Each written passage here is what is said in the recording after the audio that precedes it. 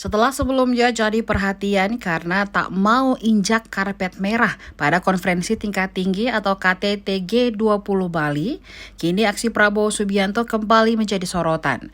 Jika biasanya ia didampingi bahkan dipayungi ajudan, hal itu tidak terjadi dalam video kali ini.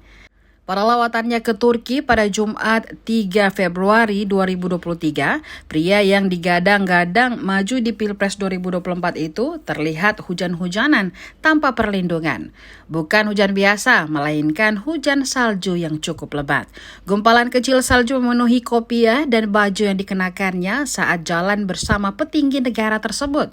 Momen tersebut diketahui terekam saat Prabowo menemui Menteri Pertahanan Nasional Republik Turki, Hulusi Akar, di Bakanliklar, Ankara, Turki.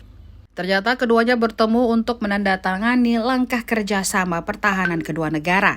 Hal tersebut merupakan tindak lanjut kerjasama pertahanan kedua negara untuk meningkatkan potensi pelatihan dan industri pertahanan.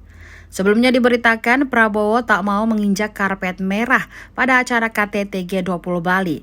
Ternyata menurut asistennya, Prabowo tak mau menginjak karpet merah saat berjalan karena menjunjung tinggi sopan santun. Menurutnya, karpet merah itu ditujukan untuk tamu dan petinggi negara luar, bukan untuk dirinya. Makanya Prabowo tak mau menginjakkan kakinya.